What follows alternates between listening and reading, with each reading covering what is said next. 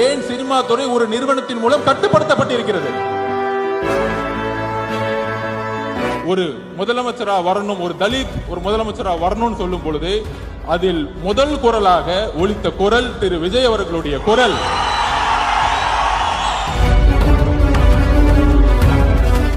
ஆட்சியிலும் பங்கு, அதிகாரத்தில் பங்கு ஏன் சொல்லக்கூடாது? தமிழகத்தை ஆள வேண்டும் என்றால் ஒரு கருத்தியல் தலைவர் தான் ஆள வேண்டும். கருத்தியல் பேசிக்கொண்டு ஆட்சிக்கு வந்த பிறகு ஒரே ஒரு பதிவை செஞ்சுக்கிறேன். மத பெரும்பான்மைவாதம் பேசிக்கொண்டு இங்க இருக்கக்கூடிய நம்மில் ஒரு யுத்தியை உருவாக்க வேண்டும். 2014 ஏன் பிஜேபி வெற்றி பெற்றது? 2014 பிரசாந்த் கிஷோர் அவர்கள் என்னிடம் உரையாற்றும் போது சொன்னார், மோடி அவர்களுடைய பிரச்சாரம் குடும்ப ஆட்சி, அதன் பிறகு ஊழல் என்கிற குற்றச்சாட்டுகளை கூறி ஆட்சியை கைப்பற்றினார்கள். இன்றைக்கு வரைக்கும் பிஜேபி யாராலும் வெல்ல முடியவில்லை. அதே போல்தான் தமிழகத்தில் மதம் ஜாதி என்கின்ற தத்துவத்துடன் ஊழல் என்கின்ற ஒரு விஷயத்தை ஏன் உருவாக்க மாட்டேங்கிறோம்?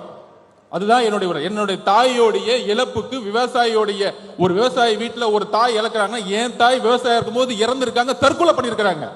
இதுதான் உண்மை. இந்த உண்மையை நான் இன்னைக்கு டிக்ளேர் பண்றேன். என்னுடைய பெரியம்மா தெலுங்கு ஐபிஎஸ் முன்னாடி நானே ஒரு சாட்சி. அப்படி இருக்கும் பொழுது ஊழல்ங்கிற ஒரு விஷயத்தை நாம் கடந்து சென்றுகிட்டு இருக்கோம். தமிழ்நாடு ஊழலை கடந்து சென்றுகிட்டு இருக்கு. பெரியார் அவர்களுடைய கனவின் மூலமாக 1,40,00,000 தலித்துகள் இருக்கிறார்கள். ஆனால் ஆட்சியிலும் பங்கு, அதிகாரத்தில் பங்கு என்று கூறினால் அது தவறு என்று யாரு சொல்றாருன்னா, எல்லோரும் சொல்ற மாதிரி சனாதானம் எங்கிருந்து வருதுன்னா, பிஜேபி சொன்னா மட்டும் சனாதானம் கிடையாது. ஒரு சாதாரண மனிதன் ஒரு முதலமைச்சரா வரணும், ஒரு தலித் ஒரு முதலமைச்சரா வரணும்னு சொல்லும் பொழுது அதில் முதல் குரலாக ஒலித்த குரல் திரு விஜய் அவர்களுடைய குரல். ஆட்சியிலும் பங்கு, அதிகாரத்தில் பங்கு ஏன் சொல்லக்கூடாது? அதை ஏன் ஒளிச்சு வைக்கணும்? அதுக்கு ஸ்ட்ராட்டஜிலாம் தேவையில்லை. இனிமேட்டு அரசியல ஒளிச்சு வச்சு பண்ண வேணாம். எடுத்தோடனே ஸ்ட்ரைட்டா நெஞ்சுக்கு நேரா பேசுவோம். முதுகு பின்னாடி பேசலாம் தேவையில்லை. எதுக்கு பயம்? எதுக்குமே பயப்பட வேண்டாம்.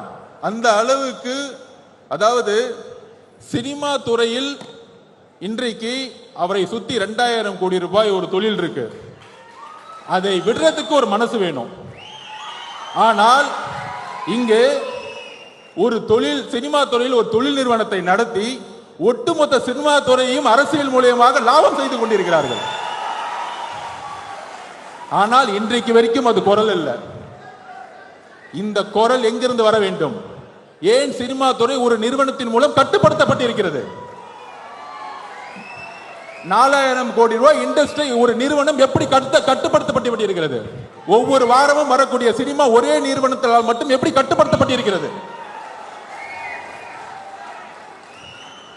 இதை மக்கள் முன் எடுத்து கூற வேண்டும். திரு விஜய் அவர்களுக்கு, சகோதரர் விஜய் அவர்களுக்கு ஒரே ஒரு கோரிக்கை, தமிழகத்தின் ஊழலை எடுத்து பேசுங்கள். மத